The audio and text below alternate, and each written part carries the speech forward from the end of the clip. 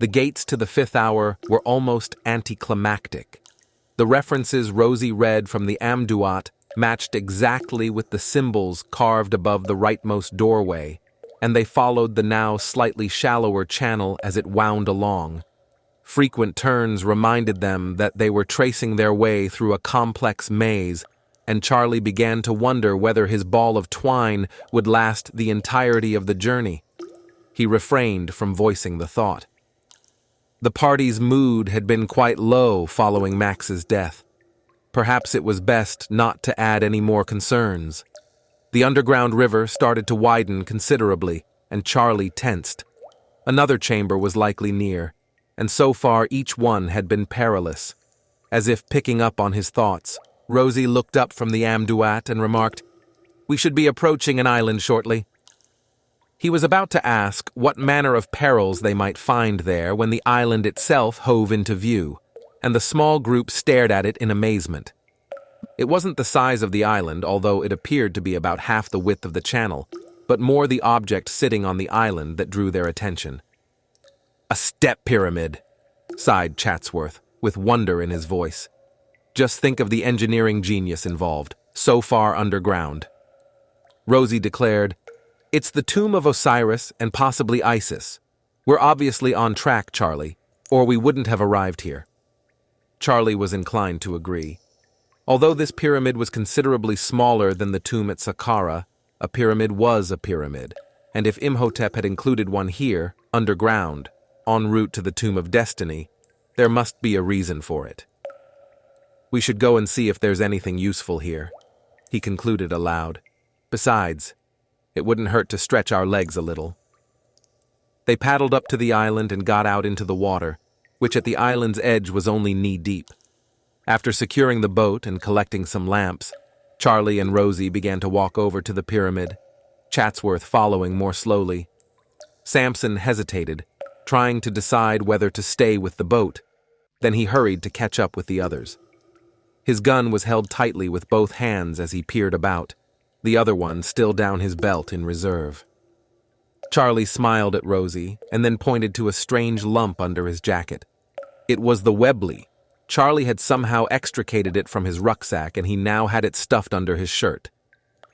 "Be careful, Charlie," Rosie mouthed to him as they moved onto the island and towards the pyramid. Halfway around the base, they found a doorway leading into a small chamber. Despite being armed, Sampson refused to go in first and look around for any possible perils. "You do it, Waterman." Charlie reluctantly agreed and lifted his lamp to eye level as he bent down and entered the room. For a few minutes, all Rosie could hear were rustling sounds coming from inside the pyramid chamber, which were inconclusive. At least, she thought, she hadn't heard any yelps of pain or animal roaring or, caught up in dire imaginings, she wasn't expecting Charlie's head to pop back out again, and she jumped. He gave her an odd look, but didn't comment on her reaction. "As far as I can tell, it's safe. Come on." The chamber was essentially bare, the walls unornamented. Here and there on the floor were bones, mostly fish and reptile. There were some markings on the walls, but nothing of note.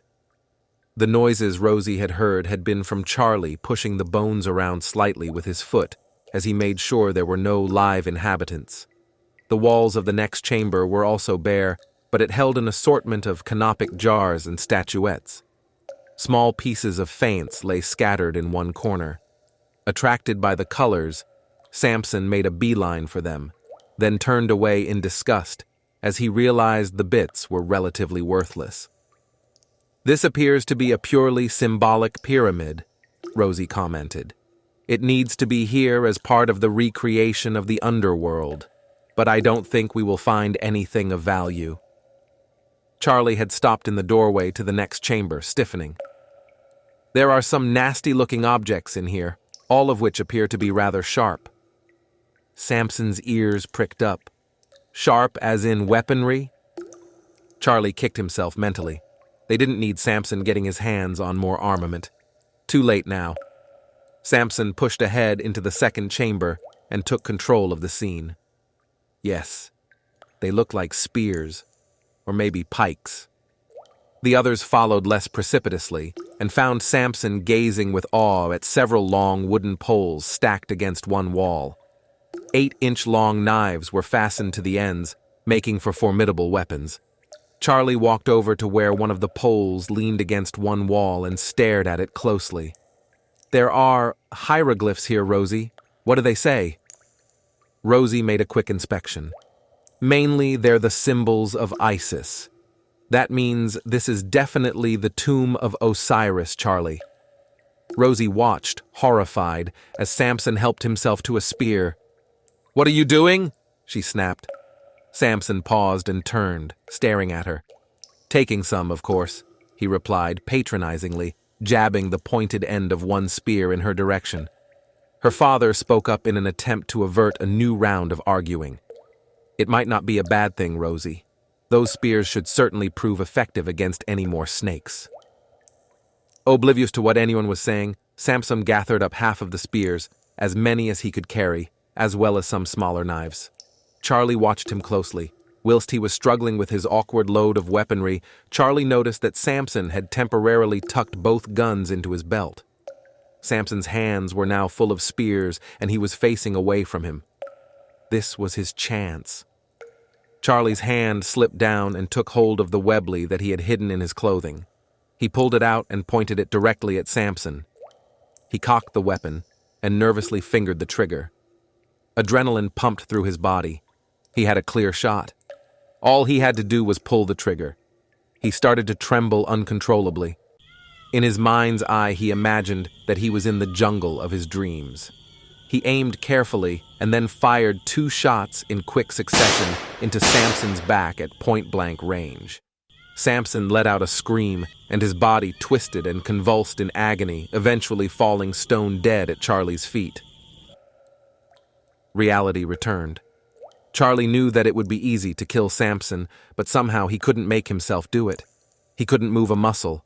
All he had to do was pull the trigger, but he couldn't.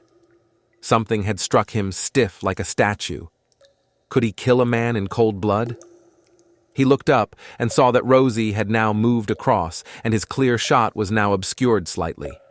He relaxed a little, and then replaced the Webley in the rucksack. This was not the time. Fortunately, Sampson had not noticed. No matter, he would have his chance again. He would wait until a better opportunity presented itself. But would he be able to shoot next time? Only time would tell. Although the island containing Osiris's tomb took up a substantial portion of the river, there turned out to be a fairly wide channel to the right, and once they were all back on board, Charlie guided the boat to that side, warily eyeing the shores for any movement. After the dangers they had faced so far, it was difficult to believe that they would pass through this stage without incident. But there was no sign of any other occupants of the chamber except themselves, and finally he allowed himself to relax, paddling almost mindlessly. Sampson craned his neck to look back at the pyramid as they neared the approaching tunnel. "Perhaps on my way back, I'll stop and explore the pyramid some more," he remarked airily. "There could be valuable items farther inside." Amazingly, it was Chatsworth who reacted. "Good. A heavier load will slow you down. Sokar's snakes will have you for tea."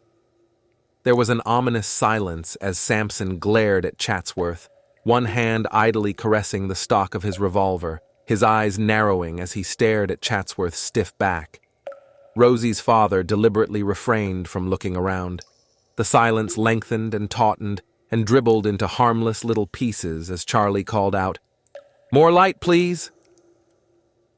As they entered the tunnel, the lamps duly turned up, Sampson scowled at Chatsworth.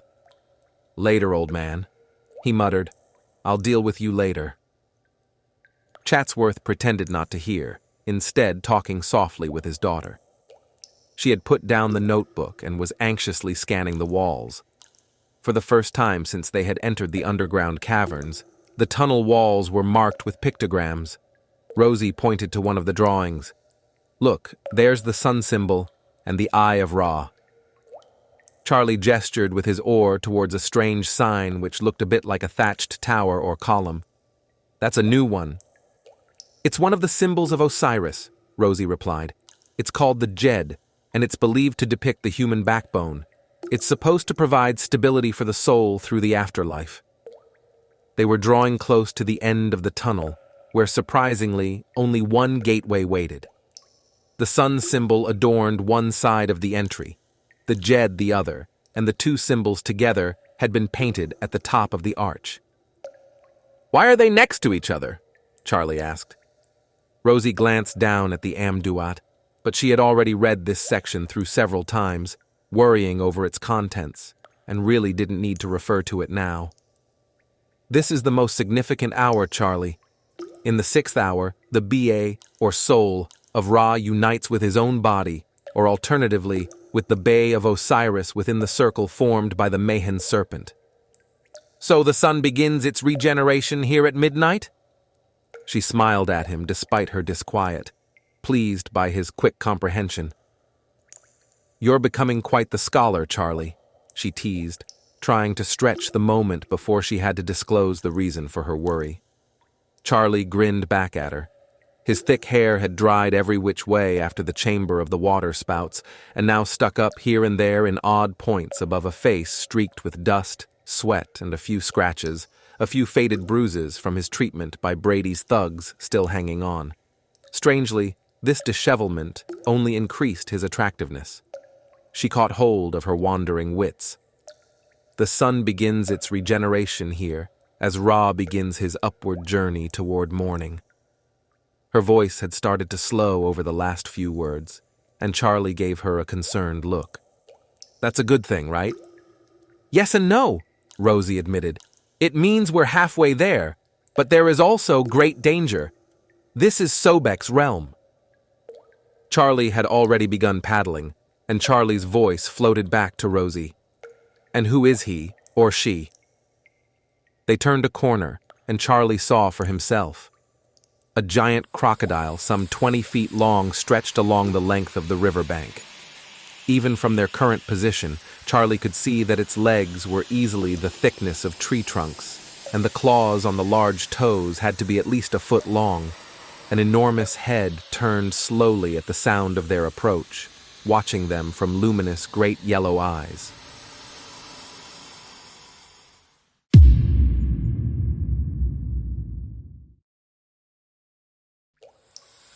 Rosie was looking down at her book and hadn't seen the creature. Sobek is the crocodile god. He's portrayed as 4 crocodiles who come to attack the deceased souls on their journey through the afterlife. A voice drifted towards them from the front of the boat. "What the hell is that?" Sampson had spotted the crocodile. Charlie was feeling oddly lightheaded. That thing is apparently Sobek, the crocodile god, or at least one of his friends. He glanced around and frowned at Sampson's gun. "I don't think that would be a good idea," remembering something he had read in his grandfather's books. "Why not?" Sampson challenged. Charlie had pulled out his small set of binoculars in order to see the creature more clearly. "Because the scales on that crocodile look extremely thick, and a bullet hitting them would probably have little to no effect. The belly is more likely to be susceptible to damage." "It's lying on its belly," Sampson pointed out, not unreasonably. "Yes." Charlie still sounded abstracted, and Rosie gave him a quick, fearful look. "Charlie, what are you thinking about?" He seemed to come back down to earth and smiled. "Oh, just considering possibilities. Right now, though, I think we should find out whether it's going to let us pass or if it's going to want to have a chat." The lizard's sleepy yellow eyes narrowed at the movement of the boat as Charlie rowed, and it drew closer to the beast. But the crocodile watched, unmoving, as they began to navigate the river in its realm. 1, 2, 3, 4 strokes, and the little boat eased carefully forward as the crocodile remained still. Then it yawned suddenly, the tremendous upper jaw gaping open up towards the roof of the cavern, revealing an army of wickedly long and pointed teeth. They stared at the display, briefly mesmerized by the sheer quantity of dental weaponry. Then the jaws snapped shut with a crack that echoed through the chamber, and the monster's legs bunched as it started to slide down the bank towards the water. The time for subtlety had passed.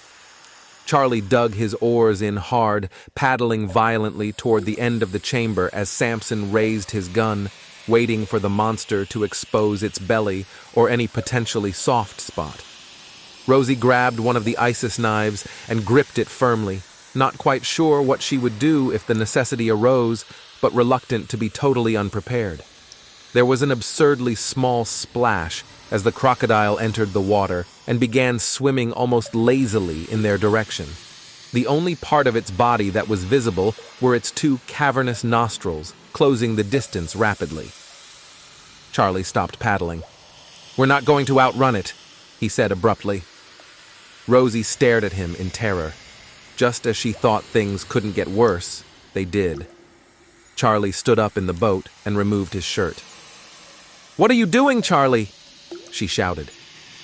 "I'm going to wrestle it," he replied nonchalantly and inexplicably. "My grandfather wrestled a giant caiman in Guyana. I'm a waterman, and we face challenges where they stand." "Are you insane?"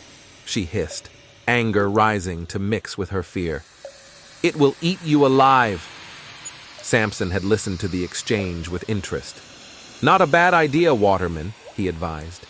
"Get the beast to rise up to eat you, and I'll get the belly shot. You won't have died in vain." Chatsworth eyed the water, then he handed one of the knives to Charlie. "You'll need this," he said, trying to remain calm as the horrific head approached. Rosie was furious. "Charlie, this is crazy. You can't do it." As if to illustrate her point, she grabbed his oar. "Come on, Father. If we get moving again, we can get away. I know we can." The crocodile ended the debate. The jaws opened hungrily as it approached, and the predatory eyes gleamed. Unmolested, it would have closed its mouth on the side of the boat and simply chomped through it. But Charlie had other plans. With an indeterminate yell, he picked up his oar and dealt a heavy blow to the creature's snout. The head drew back slightly as the crocodile digested this unexpected development. It was accustomed to little, if any, resistance from its occasional prey and had never experienced being whacked by any large objects, especially on its nose. As the realization that it had been attacked sank in, the crocodile roared in annoyance, and it lunged forward again to renew its onslaught on the hapless boat. Charlie promptly struck it again in precisely the same place. It withdrew again slightly, and he turned toward the others. "Now, start paddling. Let's see how badly it wants us." The crocodile was immense, but not stupid. The wicked eyes slitted, and the great tail began to thrash as the beast began to swim faster. In a matter of seconds, it had regained the distance, and moving past, keeping its snout out of range while its tail, easily capable of smashing the boat to bits all on its own, drew closer.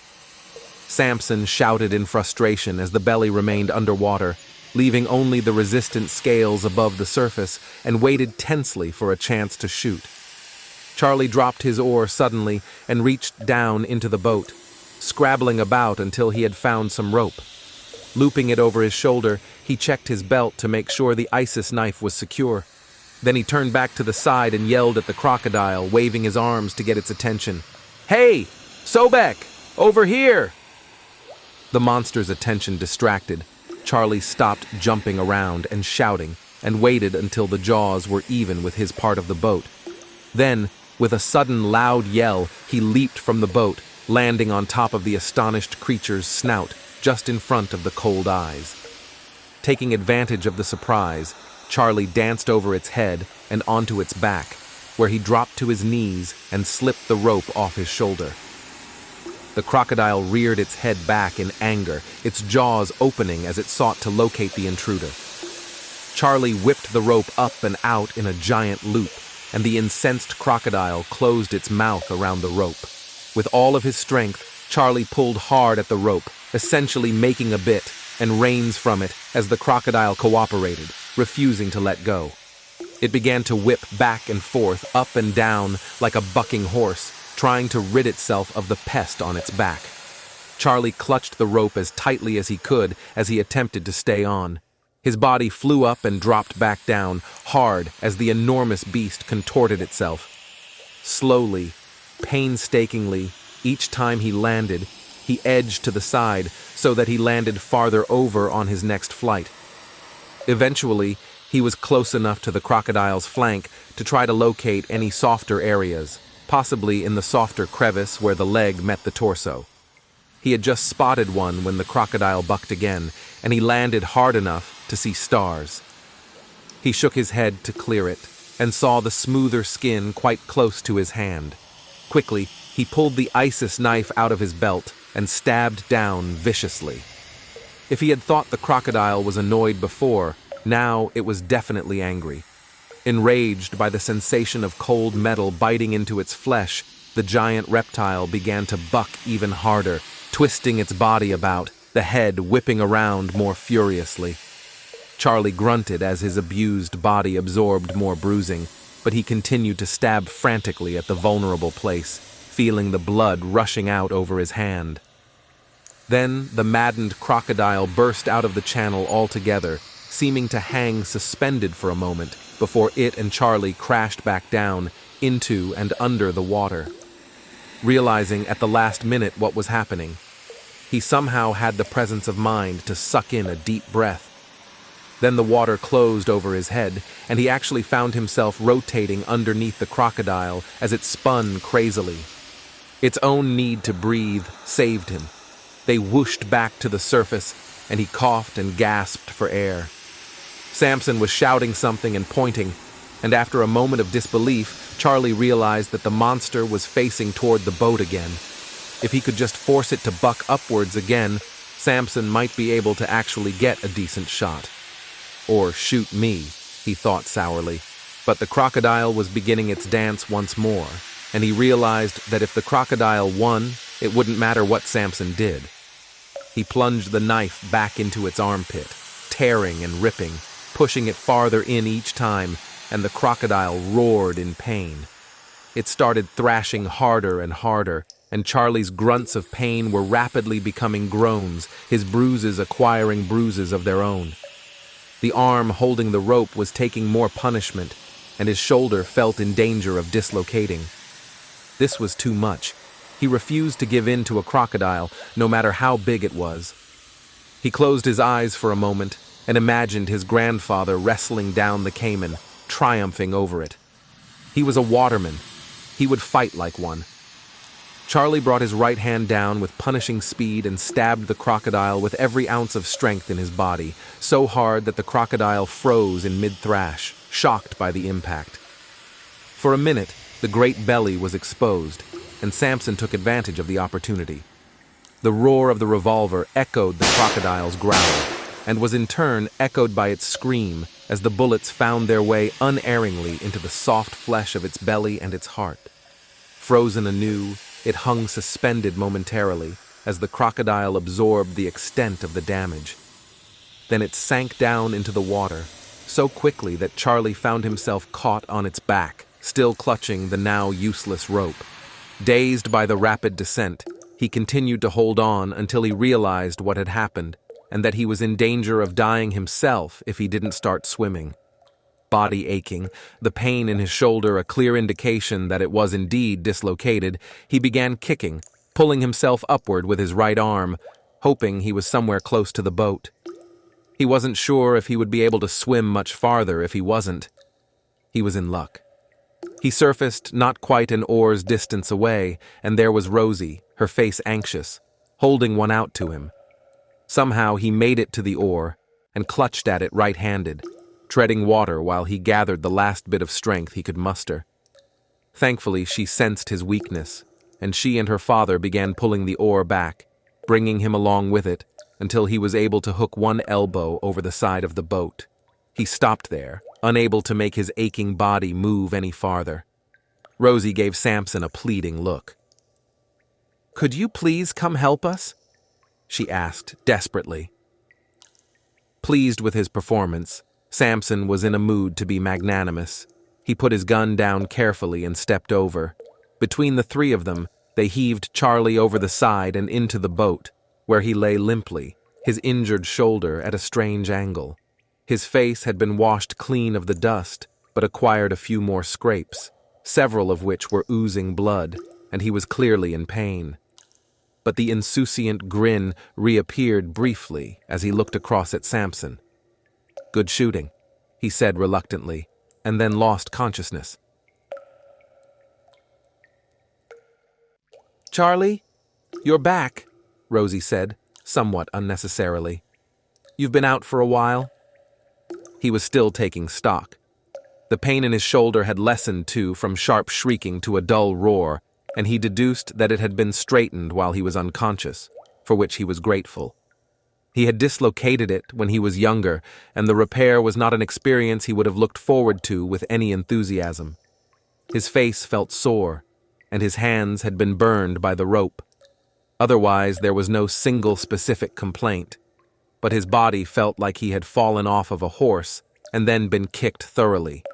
He wasn't sure he could take on any more monsters in the immediate future, and said something to that effect. "No more heroic battles for an hour or so, okay, Rosie?"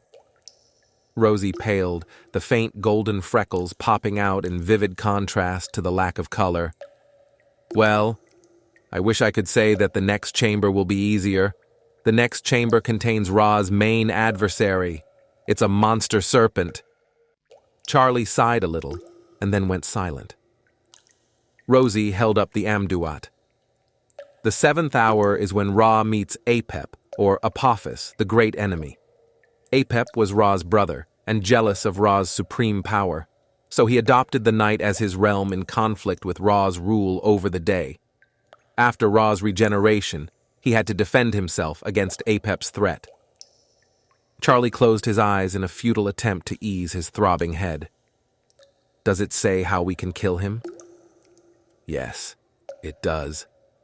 Her tone was a little more hopeful. The companions were ready for Apep, and they thrust sharp knives and spears at him, knocking him off the side back into the water. "Well, it's a good job we brought these along," said Sampson smugly, holding up a spear. The boat suddenly stopped, and Charlie pulled himself upright so he could get a better view, then he wished he hadn't. Facing the hapless boat was a monster even more frightening than the crocodile. It was an enormous snake. The dully shining scales seemed to fill the chamber as the snake rose impossibly high, its head almost brushing the rocky ceiling of the tunnel. Black eyes the size of small plates fixed their flat, opaque stare on the newcomers as if debating whether their intrusion warranted immediate action and the degree of severity it should involve. Without really thinking about what he was doing, Charlie inched his hand towards one of the Isis spears, and the snake's gaze immediately shifted to track the movement. A forked tongue, easily the size of a man of normal height, flicked out of the triangular snout, the mouth opening to reveal 2 mountain-sized fangs on either side of the tongue. This wasn't good. Charlie let his gaze roam slowly over the available weaponry. Then he returned his focus to the snake. As if divining Charlie's thoughts, Chatsworth pulled his own fascinated, terrified gaze away from the snake and nodded. The snake is a reptile just like the crocodile, and as such is vulnerable where there are no scales to protect it. "That's what I was thinking," Charlie replied. "But if you think I'm wrestling with that thing, you can bugger off. I've done my bit for today." Chatsworth interrupted. "I think I can sort this one out myself, Charlie." There was a snort from Sampson. "Sort it out yourself? Fat lot of use you'd be, old man." Chatsworth retorted angrily. "I'm actually a fair hand at throwing a knife. I suggest we stay as far as we can out of immediate range at first. Use the knives as darts, and then Sampson can have a pot shot at it as well. Although with the amount of whiskey that he's poured down his neck, I doubt he'll hit anything." "Then we go in at close range with the spears," Charlie finished excitedly. "That might work, Moses. We may just have a chance." Sampson eyed Rosie's father doubtfully. "Just how good are you at knife throwing, old man?" Rosie grinned. "Good enough to win prizes at the county fair every year." Charlie was still distracted by the logistics. Chatsworth's idea had merit, but would it work? Could it work? On the other hand, no acceptable alternatives were coming to mind. The snake effectively blocked their passage through the chamber. "Okay, let's do it." He inched his head sideways to see if the snake would react. At the movement, the snake began to sway in the same direction and tracked Charlie's similar movement to the other side as well. Charlie rubbed his chin and eyed the monster thoughtfully. Its unblinking gaze was disconcerting. Man and snake contemplated each other for a few minutes as time seemed to stretch out and pause, perhaps waiting for one of them to make a decision. The snake broke first. The carpet that was its tongue flicked out and back in with surprising speed for its size, accompanied by a hiss like a steam locomotive. Charlie instinctively flinched back, just missing being struck by a large glob of saliva that hit the boat and sizzled. "Jesus!" Chatsworth exclaimed, reaching frantically for several of the knives as Sampson hefted his revolver upwards in panic and aimed. "On 3 then. Fire as I throw. Charlie, do you think you can get it to raise itself up a bit more?" Charlie looked at him incredulously. "What do you mean, raise itself up a bit more? It almost had me that time." "All right then, 1 roof-high snake, coming up." Charlie began to wave his arms around. "Hoi, Apep, Apophis, whatever your name is." Surprisingly, the snake chose to take umbrage at being shouted at. It hissed again and obligingly rose even higher. Without removing his attention from the wedge-shaped head moving ominously from side to side, Charlie called out, "High enough, Moses." "Yes," Chatsworth said tightly. "Sampson, on my mark." He raised 2 knives and waited for Sampson's grunt of assent. 1, 2, 3. Sampson pulled his trigger repeatedly, the bullets punching into the snake's soft throat and underside. There were simultaneous flashes of silver as Chatsworth threw first 2, then 2 more of the sacred knives in an X pattern around the bullet holes. Without stopping to check his progress, Chatsworth scooped up 4 more knives and threw again with equally deadly accuracy. The snake reared back, roaring with fury and pain. "Now, Charlie, the spears!" Charlie grabbed one in each hand and stood up, keeping his knees bent to steady himself in the boat, Rosie following his lead. As Chatsworth moved the oars to hold the boat steady, the monster snake leaned towards them again to attack. Charlie shoved his spears at the beast, slicing into the soft flesh. The snake bellowed again and began to thrash about. Rosie seized the opportunity offered by its lower belly, moving closer, and struck in her turn, frantically ripping through the soft skin. But the snake unexpectedly whipped its head around and struck at her. Charlie dived across just at the last minute to save her.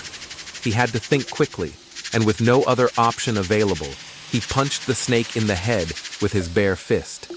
The snake, in its death throes, with its mouth gaping wide upon, tried its best to bite down on Rosie's leg. Had it not been for Charlie's punch, the snake would have bit the leg clean off at the knee. As it was, the fangs only grazed her leg. However, they still drew a spurt of blood, and Rosie screamed out in pain. The bite was only a glancing one, and the snake had lost all sense of malicious intent, being only concerned with defending itself against these puny beings with their sharp objects which burned its entrails. It reared up once more and flung itself downward, opening its mouth wide as if to swallow the boat and its occupants whole. Charlie yelled indistinctly and thrust up with all his strength, embedding one of the spears in the snake's soft palate and upwards into its brain. The beast screamed in anguish as it hung, impaled by the sacred points, and time seemed to stop. Then, with a twisting movement that almost lifted Charlie up with the spears, he let go. The snake convulsed, still screaming, and sank equally abruptly into the water, its head coming to rest just above the surface. The black eyes slowly dimmed from opaque to totally lightless as the giant reptile's last movements slowed and stilled until it failed to move at all. Panting, Charlie stared down at it, wondering if it was dead. Rosie voiced the thought for him. "Did we kill it, Charlie?" The only motion in the water was the dying wavelets from the snake's thrashing. As Charlie watched, even these stopped. "I think so, Rosie," he replied slowly, his head beginning to throb again as the adrenaline rush faded. He came over to attend to her wound. Not surprisingly, Chatsworth was fussing around her already and was plainly distraught with worry. "I think she'll be all right, Mr. Chatsworth. The big snakes are usually not venomous," said Charlie. He moved over to where Rosie was laying and cradled her head. She smiled back and held his hand. Sampson had reloaded his gun and was spinning the chamber. "Let's hope you're right, Waterman," he said, with no concern for the injured girl. "We might still need her."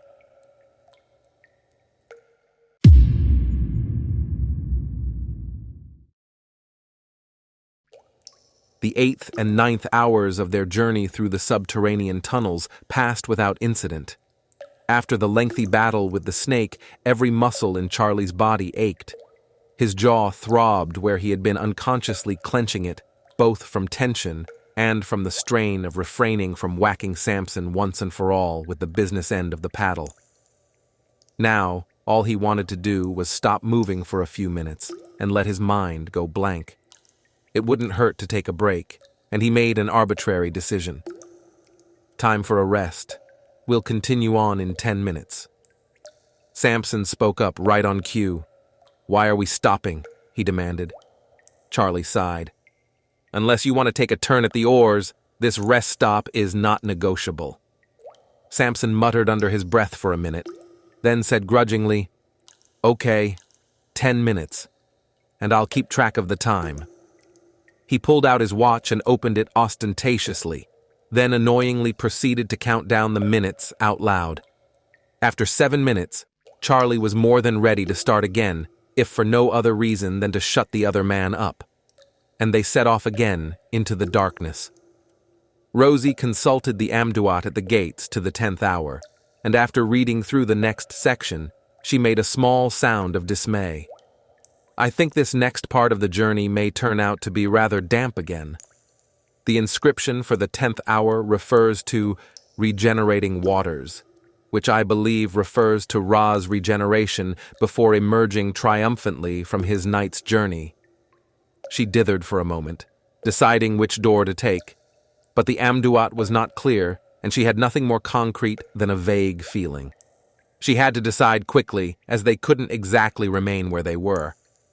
Finally, slowly, she replied, "The right-hand gate is the one we need to take, but be careful." As they rounded the second twist in the channel after going through the gate, the lazy cross-current that had begun to tug at Charlie's oars strengthened. Slowly, he became aware of the familiar sound of rushing water, although not as thunderous as the area of the waterspouts. Ahead, he could see spray flying, which increased in density and intensity as they approached. At the same time, his oars began actively fighting his attempts to keep the boat sailing forward, and an uncomfortable thought began to take shape in the back of his mind. Chatsworth, equally beset, made the mental leap first. "Whirlpool!" he exclaimed. "Charlie, we need to stay at the very top of the curve or we'll be sucked in." Charlie was paddling as hard as he could, his face grim. "I don't know if we'll have a choice, sir," he said shortly. "It's too big, and the current's very strong. Perhaps if we all paddle, we may have a chance." He raised his voice and called to Rosie and Sampson. "Take the spare oars. Rosie, stroke with your father. Sampson, with me. It's the only chance we have." Sampson caught the oar that Rosie heaved at him before it smacked him in the face. He glared at her, then the boat dipped suddenly, and he got a good look at the monstrous eddy roiling before them, an enormous round blackness in its center. Finally impressed by the possibility of imminent demise, he dipped and paddled for all he was worth, finally acting in agreement with the woman he despised. It didn't matter. The giant whirlpool was relentless. The lamps soon got waterlogged and went out, leaving the chamber was in total darkness. Despite their efforts, the small party was unable to prevent, or even effectively slow, their progress toward the center of the whirlpool. Every time Charlie thought they had succeeded in starting to climb towards the outer ring, another current slashed viciously against the boat, shoving it back towards certain doom as easily as if it were made of paper, and their oars were mere twigs. Each such thrust was accompanied by a wave briefly submerging the craft, and within seconds he was drenched, gasping for air, exhausted muscles bunching with the effort to remain afloat. A small corner of his mind wondered at the Amduat's choice of wording. If this was regeneration, did that mean he actually had to drown? They were inevitably sliding towards the middle. Even as Charlie fought the last homicidal current, a new wall of water loomed ahead, stretching foaming arms towards them. He bellowed at it, mustering all the defiance he could command, and dug his oar deep, but it wasn't enough. The boat rammed into the wall, or perhaps was rammed by it, he wasn't sure, but the effect was the same. Slowly, agonizingly, they tipped to the inside, Rosie and Sampson watching their oars rise into the air. Then the boat turned turtle as it hurtled down, flinging its passengers in all directions, and followed them into the gaping blackness at the center. Through the darkness, Charlie had a brief glimpse of Sampson and Chatsworth hitting the water close together, too far away for him to reach either one before he was pulled downward. Frantically, he grabbed in the direction Rosie had last been, and miraculously found her searching hand, seeking his with equal desperation. They clung to each other as the water yanked and pushed them along, still deeper than Charlie would have liked, in this green-black murk that had not seen a glimmer of light in 4,000 years, and which was close to impenetrable by the naked eye. Then they were sucked down further into the darkness of the swirling abyss. His lungs were close to bursting when the force of the current suddenly pushed them upward. As one, he and Rosie began swimming, harder than either had ever done before, allowing the change in direction to help them along. Just as despair tried to edge its way past determination, Charlie's straining hand broke the surface and smacked against the side of the boat. With one last surge of strength, he shoved himself up, out of the water, hauling Rosie up next to him. Clinging to the boat for support, they gasped for air in whooping bursts, bodies shaking with the effort of calming oxygen-starved lungs. After a few moments, Charlie raised his head and looked around. In the dim light, he could see that Sampson was bobbing up and down in the water a short distance from them. Chatsworth was nowhere to be seen. "Where's Moses?" Charlie yelled, as he stared around at the water, trying to see through the impossible gunk. "He can't swim!" Sampson reached the boat and hung onto it, breathing heavily. "I didn't see him!" The lack of concern in his voice was clear, and Charlie and Rosie both stared at him. "What do you mean?" Rosie demanded. "I saw you before we were pulled under, and he was right there next to you." Charlie was still surveying the water, looking for bubbles, movement, anything which would give him an idea where Chatsworth might be. If the old man had kept his wits about him and simply concentrated on holding his breath, he might have been able to survive this latest disaster, at least long enough to be retrieved. Charlie lowered himself back into the water, searching the dimness until he had to surface for air. Once, twice, 3 times. He was going back down when he heard Rosie's choked sob. "Oh God, no!" Hastily turning, Charlie saw a limp hand floating towards him. A second look showed Chatsworth's body attached to it, face down, the other arm outstretched in the typical posture of a drowned man. He hurriedly stroked over to the dead man and turned him over, hoping somehow to find breath in him, but his searching fingers found no evidence of a pulse in Chatsworth's throat, and Charlie's attempts at reviving him were fruitless. Gently, he brushed the staring eyes closed before towing the body over to the boat so that Rosie wouldn't have to see her father's terrified gaze. As it was, she practically flung herself on top of the drowned man in her sorrow, cuddling his head to her breast and sobbing quietly. Charlie was distraught also. Chatsworth was dead, and it was his fault. Charlie had forced the old man to come along on this adventure against his will. He had cajoled him in Gibraltar, taking advantage of the old man's interest in sundials and astronomy to get him to tag along. He had stolen his digging permit and then taken him away from his work at Giza, a place that he would now never return to. He had forced him down into an underground tunnel system, knowing that he couldn't swim. It was Charlie's fault that he was now dead. Charlie had killed him. There was no question about that. Charlie felt guilty. He had given no real thought to anyone else's feelings since he started this trip, and now 2 people were dead. Charlie gave Sampson a telling glance and said quietly, "Help me turn the boat over so we can take stock." It was more of an order than a request, but Sampson for once held his peace.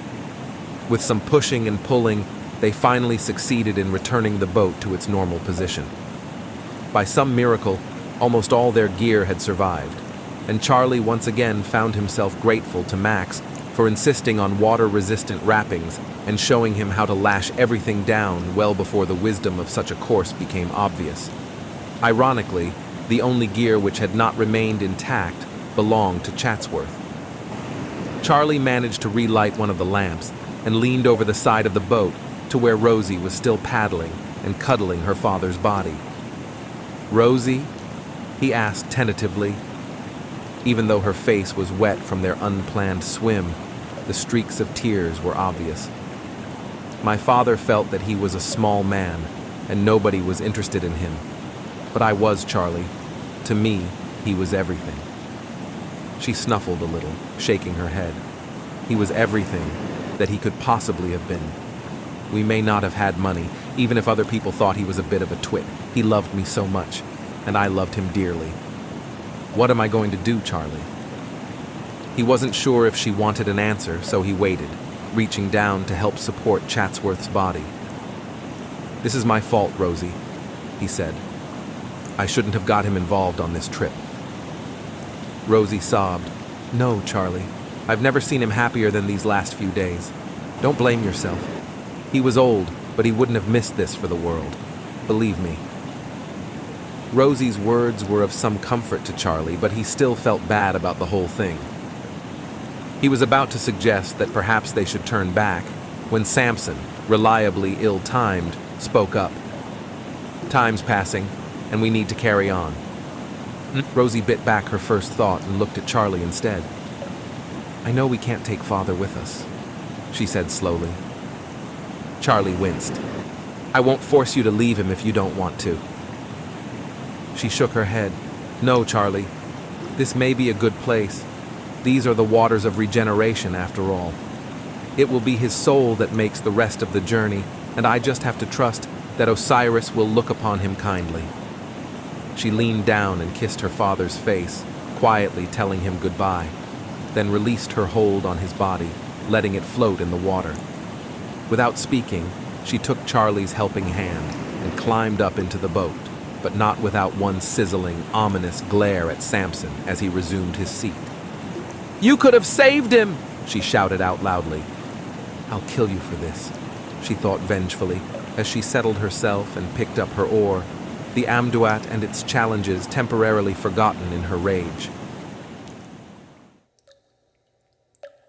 As if by way of a strange cosmic apology, the remaining hours were relatively quiet. The largest challenge, contained in the 11th chamber, was a series of labyrinthine passages which wound around several turns in the river. Presumably once large enough to conceal the pattern of waterways, the island sands had eroded over the passing centuries, and the small remnants of land no longer obscured the traveler's view. Charlie paddled almost absently through the maze, barely paying attention to where he was going. Rosie huddled over her oar even more mechanically, weeping noiselessly. Sampson, for once, remained silent as the boat slid along. The 12th hour was equally subdued, marked only by the arrival of a mass of large scorpions along their route. Charlie smacked a few with his oar and waited to see how the others would react. Predictably, the remaining creatures followed suit, swarming towards the boat. Charlie watched them steadily. Although the insects were bigger than the usual variety, after dealing with Sobek and Apep, he wasn't particularly impressed by their size, and they quickly set about squashing them with their oars. Eventually, they were free and proceeded further down the tunnel. Rosie exclaimed, "We should be almost through the underground caverns now, Charlie." "What happens then?" She turned a page. We should exit the waterway through a snake's head into the eastern horizon. He sighed. More snakes? No, probably just a stone archway, Rosie replied absently. It symbolizes being ready to rise again as the new day's sun and the end of our journey. About time, Sampson grunted. And there, Charlie thought as he paddled, was yet another problem. The sooner they finished the journey, the closer they got to being shot. Would Sampson wait until they had reached the treasure before taking drastic action? Charlie mulled the matter over for a short distance and decided he would make one more try at convincing Sampson to change his mind. If it didn't work, he was going to have to make a move and try to wrest Sampson's guns away from him. He took a deep breath. Mr. Sampson. It was as if Sampson had read his mind. Don't even think you can dissuade me from my plan, Waterman. Surely he hadn't been that transparent. Oh, come on, Sampson, Charlie exclaimed. After all that we've endured on this journey together, who kept you from becoming lunch for that snake, for instance? Doesn't that change anything? No, not really, Sampson said coldly. I still intend to be the only one to leave, and with the treasure. The only reason that you and that harpy are still alive is because you can make it easier for me. Rosie started to turn around. Charlie laid a hand on her arm to stop her. Not now, Rosie. She jerked away from his touch. Yes, now. She stood up suddenly, rocking the boat violently, and made a lurch towards Sampson with her oar. Sampson was taken by surprise and for a moment didn't know what to do. He raised his gun almost half-heartedly to shoot her, but did nothing. Taking advantage of Sampson's momentary lapse of concentration, Charlie decided to act also and launched himself onto the other man in a flying leap. As he fell on him with his full body weight, he hit Sampson's arm, knocking the gun out of his hand and sending it clattering to the bottom of the boat. Rosie dropped the oar and dived for the gun as the two men wrestled, the boat rocking alarmingly as they fought. Her fingers closed on the gun just as Sampson hit Charlie in the face, sending him stumbling backwards, Sampson leaping after him. Sampson went to pull another gun from his belt, but he lost his grip on it as Charlie whacked him with an oar, and the gun fell over the side and into the water with a loud splash. "Stop right there!" a voice commanded. The voice was icy cold, and both combatants froze, gazing at her in astonishment. Rosie held Sampson's gun in a surprisingly steady hand, aiming it at its former owner. Neither man moved as she edged back, her free hand rummaging in Charlie's pack until it emerged with a revolver of its own. She tossed the Webley to Charlie, who managed to break his paralysis and catch it. Still shocked by Rosie's actions, he cocked the pistol and aimed it at Sampson as well. Sampson stared at them for a moment, then began to laugh. Charlie and Rosie exchanged a quick glance of confusion before returning their focus to Sampson. "Just what's so funny?" Rosie demanded angrily. Still laughing, Sampson started to speak. He looked at Rosie. "It would be ironic now, wouldn't it? To be shot with the gun that my own father used to kill himself. Or to be shot with my grandfather's gun," Charlie added. "In any case, you die," Charlie shouted, thinking desperately, hoping to come up with a plan. "Come on, Charlie," Sampson needled. "Get it over with, why don't you?" Charlie's hesitation only encouraged him further. "What's wrong with you? Aren't you man enough?" Charlie heard Max's voice in his mind's ear. "That bandit would have killed us all. I could see it in his eyes." Would he see murder in Sampson's? He looked hard at the other man, but saw nothing he could make sense of, only some small, pitiable object. He lowered the Webley slightly, and Sampson laughed again. "You're a coward, Charlie." Charlie's hand twitched upward just a little. "I'm no different to you, Sampson. You couldn't kill anyone. You could have killed us all before if you had wanted to." "You're a fool, Waterman. Killing is second nature to me. How do you think your grandfather died?" A nasty little smirk traveled over Sampson's face as he met Charlie's incredulous eyes. Time stopped for a moment as his words sunk in. "What do you mean?" Charlie said slowly, aiming the gun again and gripping it tighter. The other man shook his head. "Come on, Charlie. Don't be so slow on the uptake. You don't think your grandfather fell out of that tree on his own, do you? Ignoring Charlie's slow burn, he continued. I waited high up in the branches for him. The old fool didn't see me until it was too late, and it was an easy thing for me to force that feeble old man off the branch. Charlie still said nothing, and Sampson went on gleefully. His bones cracked like twigs when he hit the ground, and he hit his head hard on the roots. I knew no one would find him soon enough, so I left him to die. The tears were starting to blur Charlie's vision, but he could still see Sampson well enough to shoot him. Are you saying that you killed my grandfather? Sampson merely sniggered, and Charlie cocked the Webley again, his finger starting to tighten on the trigger as sweat broke out on his forehead from the effort of trying to keep it steady. The unpleasant grin on Sampson's face almost undid him. Luckily, just before he reached the point of no return, Charlie heard his grandfather's voice in his head. Life is precious, Charlie. Always remember that. Charlie relaxed his trigger finger and lowered the gun. You go ahead and think me a coward, Sampson, but I am better than you. Much better than you. I could kill you if I wanted to, but I pity you. Instead, I'm going to turn you into the police when we get out of here. A life sentence in prison will be more punishment than a bullet in the head. What a noble gesture, Sampson scoffed. And what about your little friend here? Does she feel the same? Not in the least. If you can't kill him, Charlie, I bloody well will. Eyes wild, her whole body shaking, and with her attention riveted on Sampson, she pulled her trigger. The loud bang of the revolver echoed around the enclosed chamber. Sampson screamed out in pain as the bullet ripped into his flesh. She'd shot him in the head, but her hand was shaking too much for any degree of accuracy. The shot merely grazed Sampson's cheek and ricocheted off the stone ceiling, leaving Rosie shocked and breathless. Charlie stepped in. He's not worth it, Rosie. He deserves to pay in prison.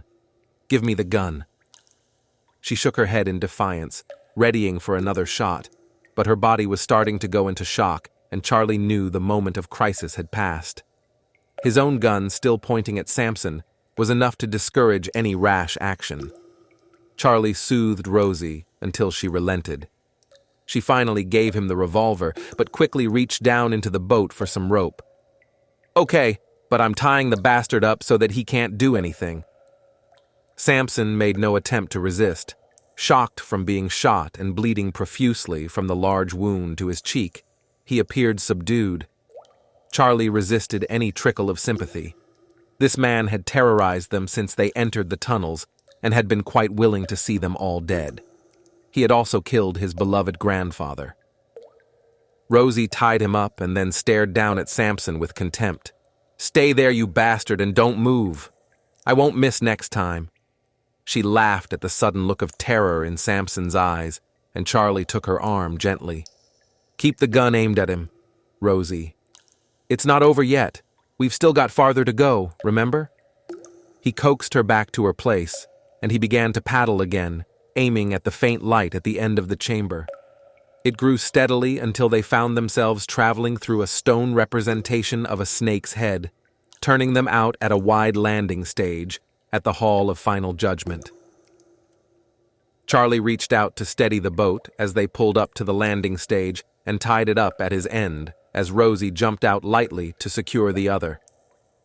The boat secure, the two young people began unloading important items from the boat, ignoring Sampson, who continued to hunch at his end. That bastard should carry some of this stuff, Rosie said disgustedly. Charlie shook his head. No, we'd have to untie him.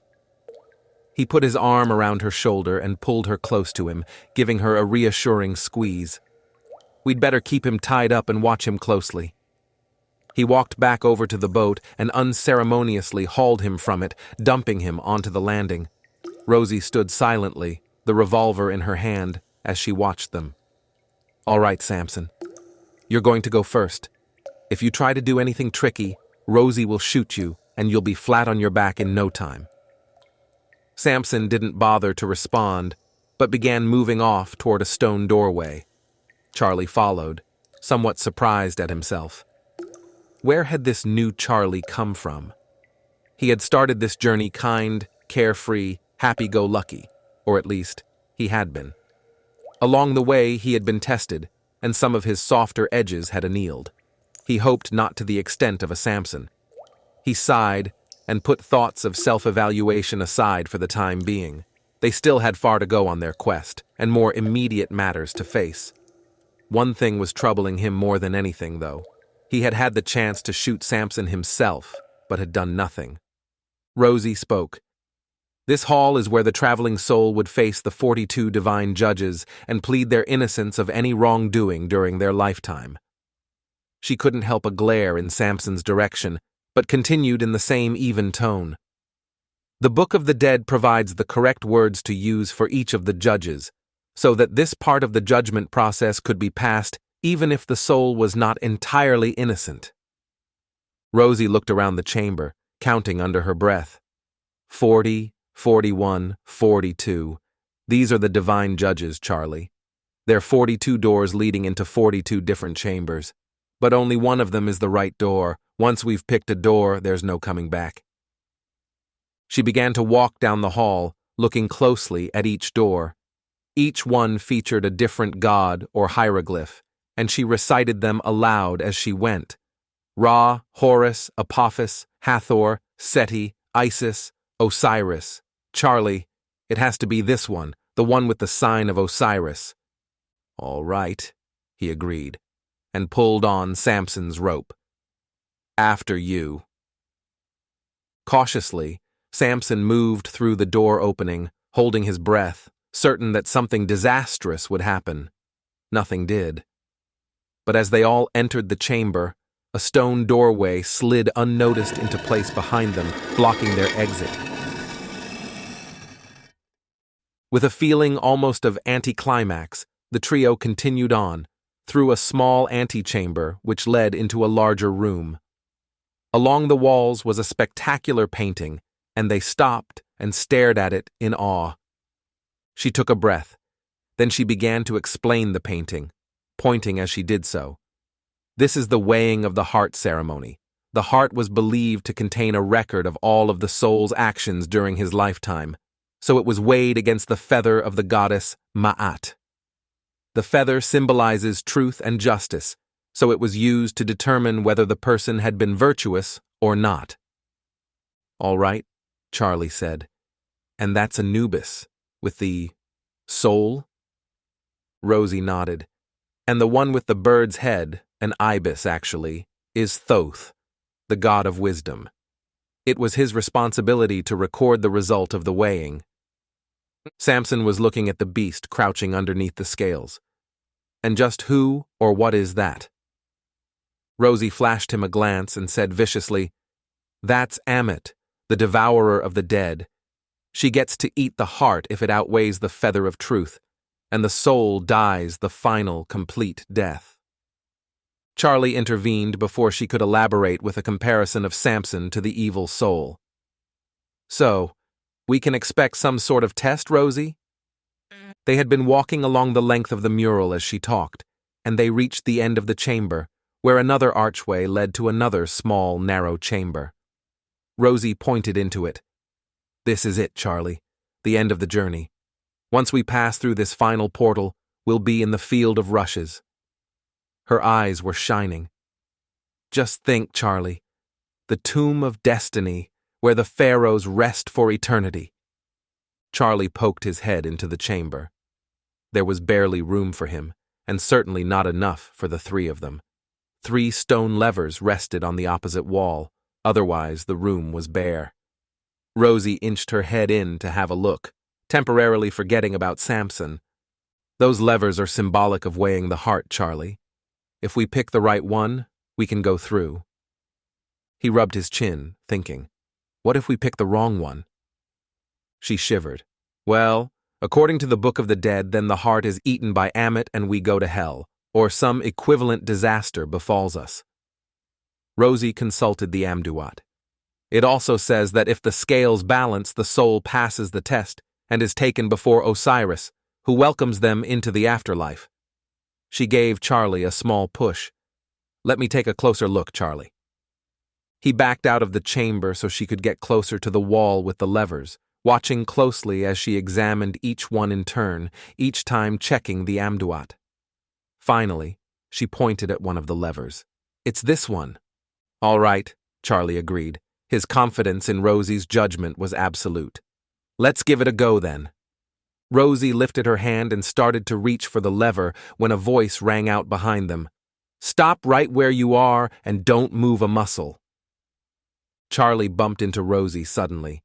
When she turned, she saw Sampson, somehow free of his ropes and with his gun back in his hand. The same gun struck Charlie from behind, dazing him. He rubbed at his head blurrily, trying to regain his balance. "What the hell?" he began fuzzily, still dazed. Sampson laughed and waved his gun at them. "Thanks to Miss Chatsworth here, I now know which lever to press to reach the treasure and succeed with my plan, so I don't need you two anymore. You're both infatuated with the underworld.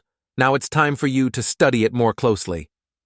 Sampson raised the gun, cocked the trigger, and pointed it at them both. Rosie let out a small scream and grabbed Charlie, who was swaying alarmingly, clutching him tightly in her distress. Charlie tried desperately to focus his eyes, to get a clearer view of what looked like multiple Sampsons. A small, perverse corner of his mind wondered idly what it would be like to die, and he saw his short life flash by quickly. Surprisingly, even though he was holding Rosie, all he could think about was Victoria and his father. He grimaced and made a last-ditch effort to pull himself together, tensing his muscles to jump. As he started to move, a gunshot rang out. Charlie closed his eyes and flinched, expecting to feel a bullet tearing into his soft flesh, but nothing happened.